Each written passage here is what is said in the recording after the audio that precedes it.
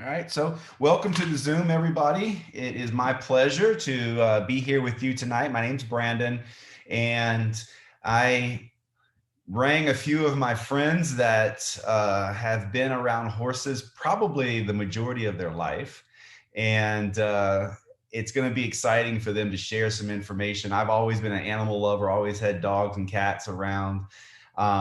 And I've had friends that had horses, and I know that they are passionate about their animals. And, you know, it's just amazing how connected we become to our animals that we love, and we want the best for them. And that's why this information tonight is, I think, super important to listen to and share, because I think we've got something to share tonight that can really, really make an impact on a lot of horses and the families, the human families that care for the horses.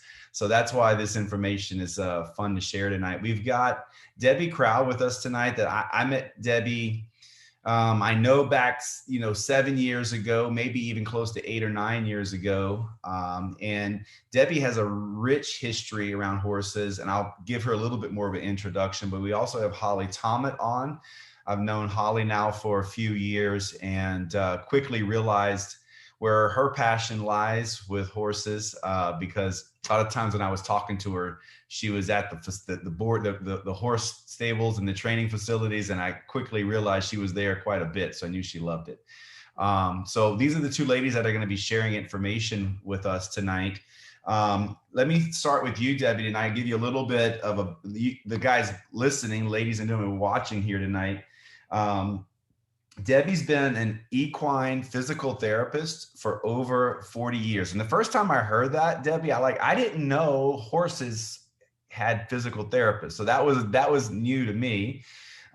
She's had the privilege of being around Olympic teams and working with some of the Olympic teams in competition, and over 25 years around the thoroughbred racing industry. Took her all over the place. I'm sure she could tell us a lot of stories about what she encountered there.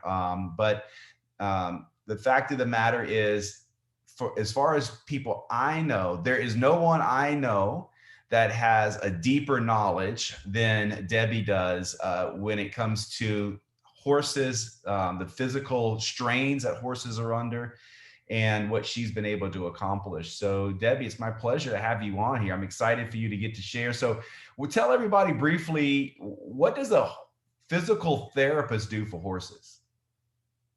Oh, well, if you just kind of think about what a person has done, a lot of times it's, for me, it's prevention.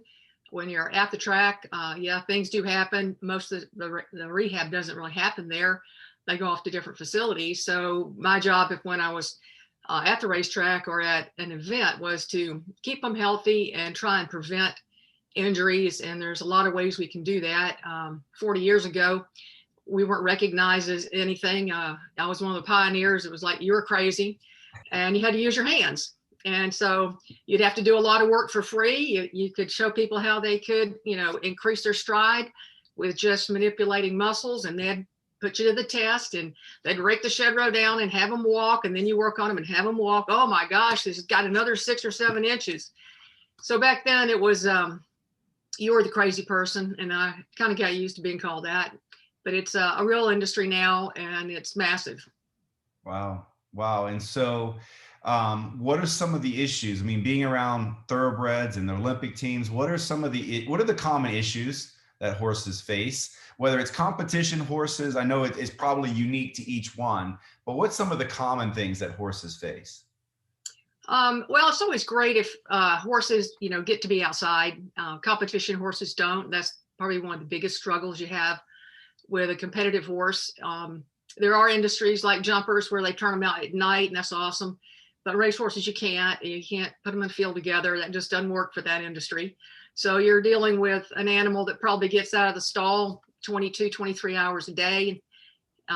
Stays in the stall 22, 23 hours a day. So you're having to deal with that lack of circulation, which causes, legs to blow up, and they get grumpy. And, if their feet hurt, there's certain things that, you're going to have to do for that.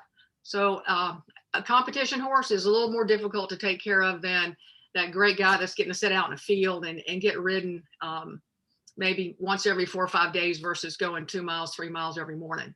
Yeah. Yeah. And so we know that there's some common threads with horses as far as things that they're susceptible to.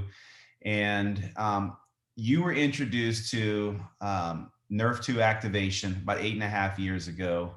And what did you learn, about oxidative? Did you know about oxidative stress and its role with horses? What have you learned over the last 8.5 years when it comes to this Nrf2 pathway and oxidative stress and how that relates to horses? I just really dug in. I knew what oxidative stress was back when I learned it was called, free radical damage. So I had to research everything because I didn't believe anything. A complete stranger showed this to me. He had no idea that I was searching for something. But when he told me that, and he showed me the video and it said that it could reduce oxidative stress by 40%, I thought that can't be, because we know that leads to every illness. That's what I deal with all these horses. Why don't I know about this? Because it's new. That's why. At some point, things are new. But I just couldn't believe that this was true. And when I finally figured out it was true, it took me 12 hours sitting on a computer trying to disprove everything first. I got in the next day and I got horses on it right away because I knew what it was going to do for them. So what did you start to experience? Like, did you have the like trial and error dosage? Like, what did you do? Like, did you give them 1 tablet, 2 tablets? What did you experience? What were some of the things you noticed?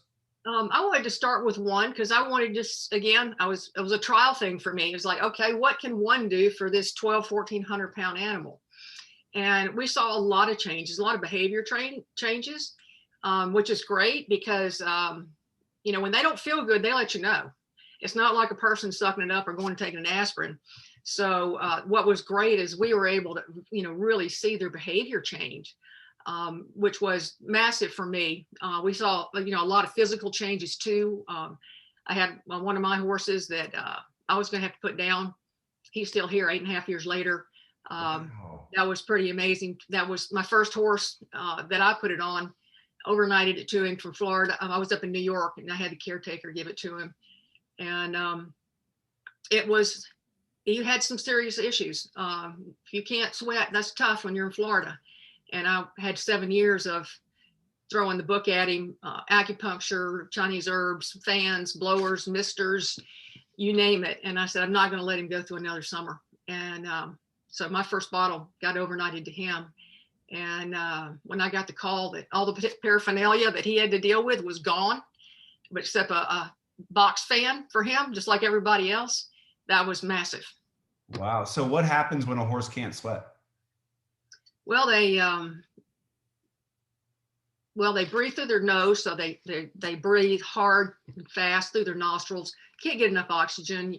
Your wear and tear on all of the body, all the lungs. They're deprived of oxygen. Does the heart rate go up? Heart rate goes up. It's just a really bad spot to be in. I can't think of just a couple things that could be worse. And I'd already done everything that I knew. And so it was massive to see him here 8 years later, being happy, feels good, loves to get down and roll, loves his peppermints. Life is good for the boy, Yeah. And he's 25. Yeah. Yeah. And so why do you think every horse should every horse be on Nrf2 activation? Should every horse take it? Why do you think what's the biggest reason why? Yes and yes. Even really young horses, it depends on, they go through a lot of stress in their life too, being young, being weaned, moving around to different farms and locations. They go to horse sales. They move into, they go from their nice little comfortable spot to, say, a horse sale. They get shipped up 15 hours to Kentucky. They don't know anybody. They don't know they're humans. Everything is different. And I have a number of people that have horses that go to the sales on this, and it really helps horses settle. That was one of the things that I did some testing on was horses that just are really high strung and flighty. We can do a lot of things by activating Nrf2. Sounds like some humans I know, high strung and flighty. Well, that's what made me look at it. So you did a lot of research. There's a lot of people watching this that really don't know. Can you give us a real quick overview of what's going on with Nrf2 activation? Like how's it reducing oxidative stress? A lot of people watching don't know.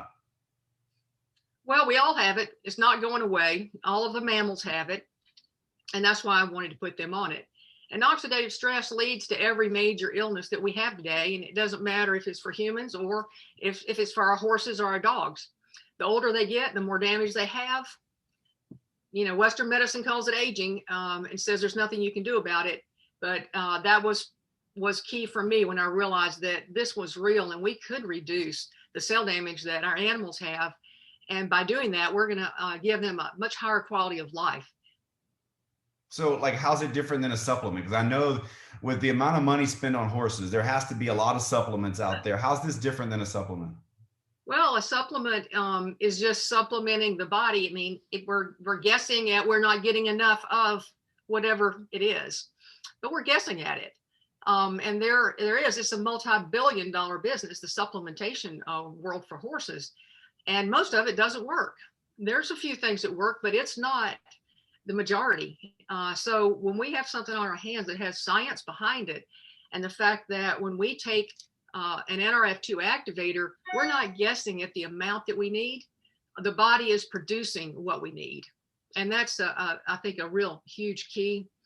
I did want to talk, you mentioned about dosing. Yeah. I did start with one with every horse because I wanted to see what it would do.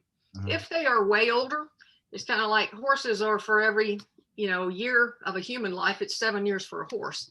So my 25-year-old is like 175. So guess what? He gets 2. So you just have to kind of gauge, what's going on. How old are they really? Are they getting out and getting exercise? Are they doing a stressful job? I don't want to interrupt you, but just as they age, doesn't the oxidative stress accumulate? It doesn't stay the same, right? As they age, it accumulates. Right. And that's why we see so many times in people and horses, the older we get is when we get sicker. So if we can, shorten that up and start reducing it by 40% in just 30 days, we can start getting a handling on it. Of course, the longer we take an activator, the more the percentage goes up. It's higher than 40%, 50%, 60%.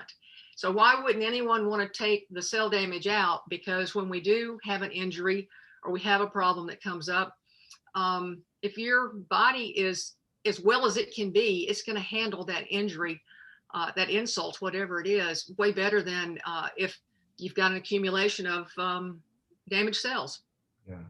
So the last question for you is, after 8.5 years, what still excites you? What still blows you away about what you've seen with this product in horses? Everything. I mean, because it's their skin, it's their hair, it's their attitude. It's that people get to have their animals longer. Like I said, I've had this one 23 years. He's 25 years old. And this last 8 years was just been, a blessing. The fact that we can have healthy animals. And I've had a number of other older animals too. Dogs that are 20 and 21 that were activated, and they were fine. They ran everywhere they went. And I think that's what I love, is quality of life for our animals. That's great. Well, thank you for being on here tonight. I really appreciate you taking the time to be here. And I know you love your horses, and she's got so much knowledge that she could share with you. And, we wish we could get on here and tell you what's really going on. We're very limited to what we can say at times for what's really going on. But thank you for being on here, Debbie. Really appreciate it. Can I just add one thing where maybe people could go do their own research? Sure. I'm a big fan of PubMed.gov and Scholar.Google. And if a lot of people don't know this, but you can put in equine oxidative stress. I'm sure all of you have researched oxidative stress, but if you put in equine oxidative stress at PubMed, there's 450 studies. And if you go to Google, Scholar.Google, there's 35,000 studies on horses and oxidative stress. And it is attached to everything, every kind of illness that the horses have. And you can get a wealth of information there. Awesome. Well, thank you for being on tonight. Well, thank you so much for inviting me. I really appreciate it. Yeah, I'll see you soon. So, Holly Tomlin, if you'll, your camera's on. So let me give Holly a little introduction. As I said, I met Holly several years ago, and she has a nice big facility where they board and train horses. I think it's over 60 stalls, isn't it, Holly? Sure. Yeah, 63 stalls. Wow. So I know it's a passion for you. I know you love it. It's how long have you been riding? Since what age did you get on your first horse? I was riding before I was walking, so you'd have to ask my mom, but I was pretty darn young when I started riding. That's awesome. That's awesome. So you have a stall now, so you're caring for animals, or there's animals, plenty of animals there. You got your own. How many horses do you have now that you take care of? So we own 7 personally, but we have over 60 on the property. So we have clients' horses here. We have several trainers that work in our barn, everything from dressage to eventing, hunter jumpers, quarter horses, a little bit of everything here.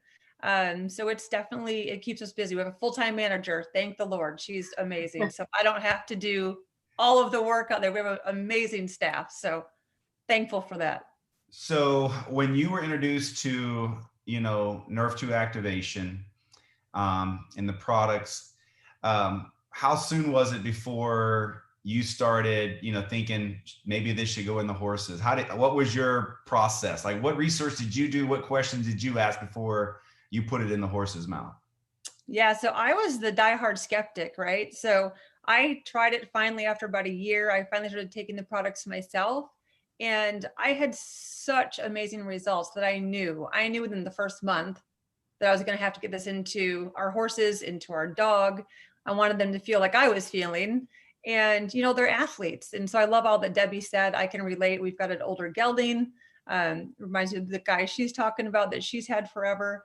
And I just knew that what we expect of them from an athletic level and the performance we require, if it could help me feel the way I was feeling, I knew we needed to get it into them as well. So that's what got me thinking. And like Debbie said, there's so much research out there, so many studies. I listened to other vets talking about it, and it was a no-brainer. It was a no-brainer for me. So tell us a little bit about what you've experienced. Like, what is you and I talked before this, there's some common things that you've seen that horses deal with. And what are some of the things that before knowing this information kind of frustrated you? What were some of the issues that were there that you just really didn't have answers for? I wouldn't say there weren't answers. They were just answers that maybe I didn't like. I love to approach things from a more holistic point of view if I can. So every time we had a horse that had to rely on some kind of pharmaceutical, that was a loss for me. I was very frustrated by that. And so because in our family, we try to address things more natural, I was constantly trying to find natural remedies for our horses. We do have a holistic vet that lives near us. And so she was always very helpful. In fact, she's a distributor with the company actually, because her belief grew as soon as she saw the information, she was on board. But we have just joint pain and behavior issues, ulcers, colic, horses that had to live on having their joints injected, daily doses of pain meds. Those come with side effects. So that's not sticking a needle in a joint once a year, twice a year, 3 times a year is not optimal. And so if we could avoid it, which now thankfully we've been able to with several horses now for a couple years, which has been amazing.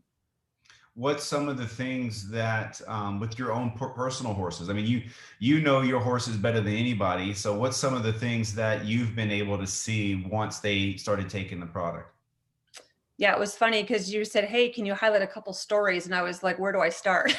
Because not just my own horses, but clients' horses and friends' horses, people on my team who are equine professionals. And the stories are so many that I didn't know where to start. But personally, for me, my guinea pig was my older gelding, which is why I could relate to what Debbie was saying. He's almost 30 years old. He's a diehard show horse. Always loved his job, but he has the worst joints in his back legs. I've never seen x-rays as bad as this horse's x-rays are. And I've looked at a lot of x-rays. They're horrible. And he was very stoic. He kept working and doing his job, but he finally did retire. And he was one of those living on daily pain medicine, and just to get around in a way that didn't break my heart to watch him in, you know, some stiffness and lameness and so on. So he was my first guy that I tried on it. And I did start with 2 a day because he is older. I had read up on it and I thought I'm just going to load him up. So he gets 1 Nrf2 in the morning and 1 at night. And I saw someone ask on here, not to sidetrack, but you know, how we dose it to them. I personally, I crush ours up for our horses because I'm not personally feeding them. We're not a 5-stall barn where we're out there, you know, personally feeding my horses. So because our staff is doing it, I want to make sure they're getting it in their grain. So we don't just drop it in the bucket or hand feed it. We actually crush it up. But I did start him on 2. And what I did before I started him on that though, is we did take him off all the pain meds he was on for about 2 weeks. I wanted to get a baseline for him and assess his activity and how he was doing. And, you know, he was okay, but you could tell that he was no longer on his meds. And I would say within probably 2 weeks, I remember I made a video of him. I was in our golf cart on the farm and I was kind of ponying him next to the cart. You know, he's almost 30 years old and he just starts loping next to the golf cart and tossing his head. And I was like, I put it on Facebook. I was like, wow, this is activation right here. Like it blew my mind because I hadn't seen him feel that good in a really long time. And that was without any pharmaceuticals. That was just with the Nrf2.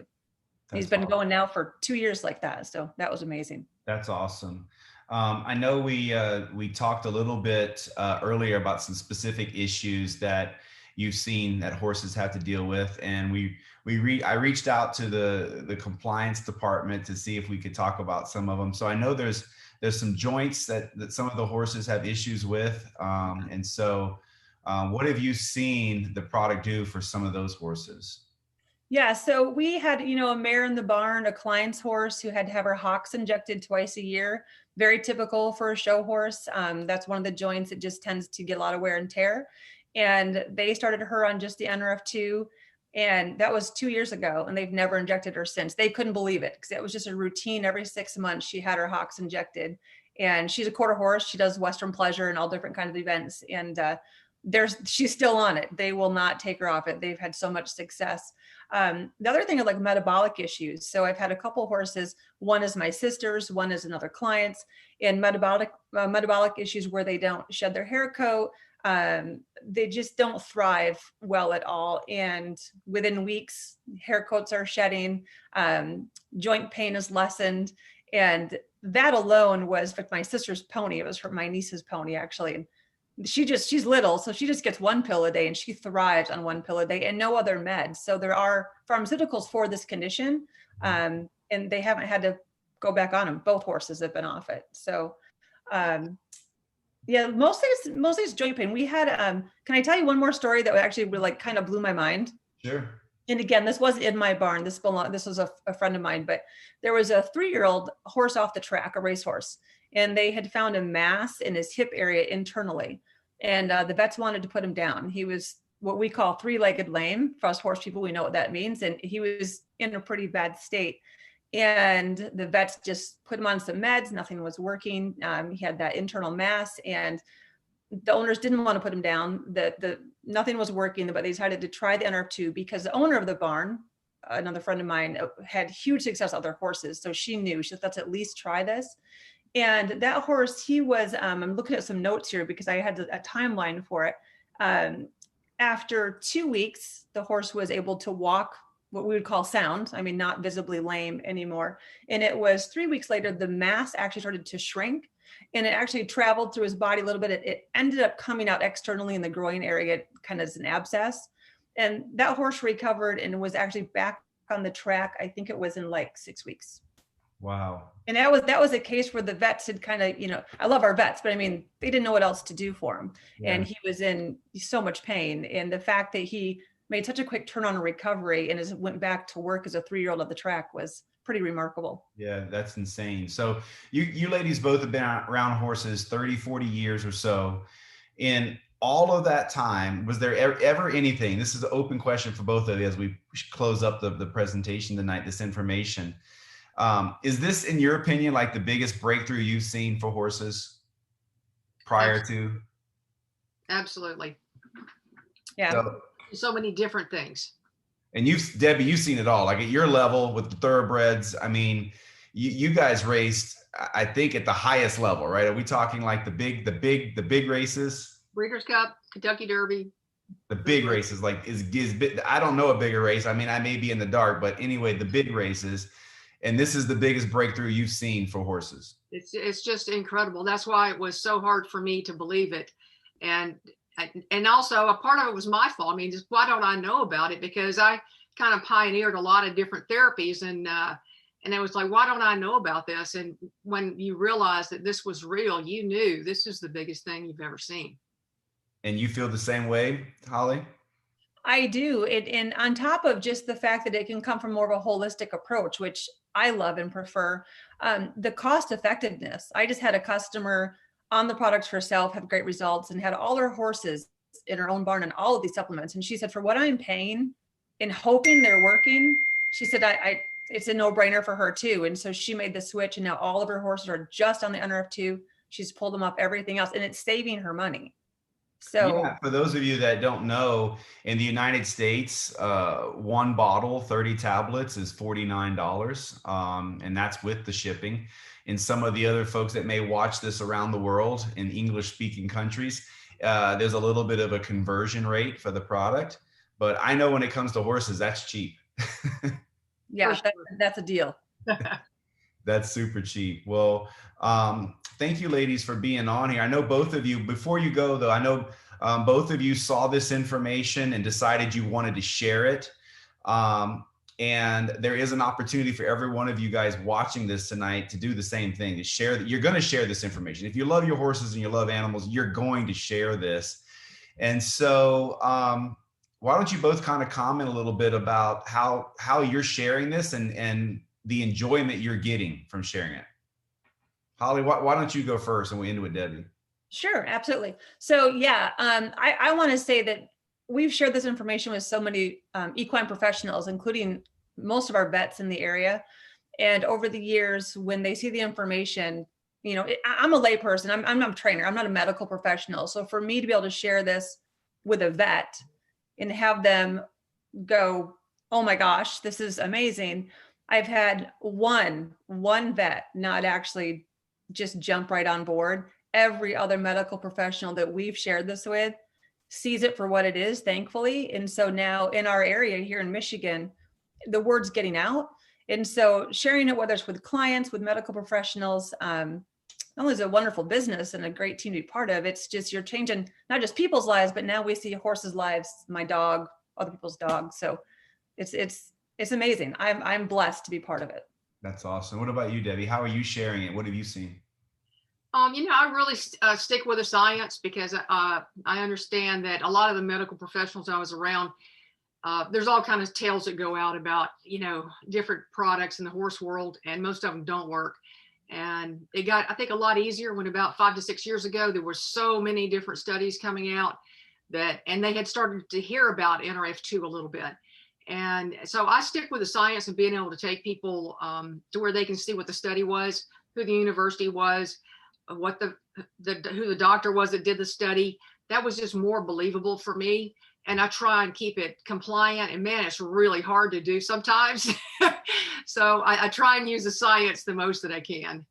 Yeah, I know. Even with our own animals, we had a black lab that just had tremendous results. And, you know, I just tell people, just come over and take a look. Just come take a look and tell me if he looks like he's his age. That's all you need to know, right? And so thank you guys for being on here tonight. For all of you guests that were here, I know you love horses. Get your horses on this. And if you love horses, I think once you see what happens for your horses, you're going to start sharing it. So get back with the person that put you on here, because there is a program that easily allows you to share this information so that you can help a lot of other people with their horses. It's an expensive thing to have horses, and so offsetting that expense is always a good thing, and we think we can do that. These two ladies have definitely done that. And I love that they've been able to do that, doing something they love. So thank you guys for being on here. If you have more questions for the guests that were on, just get with the person that put you on here. They can share some more stories. They can share some more details, some more science. We wanted to keep it brief tonight, but we wanted to give you some real experts to hear from that have helped a lot of horses. So thank you guys. You guys have a great night, and let's go help some horses. Thank you so much, Brandon. Bye-bye.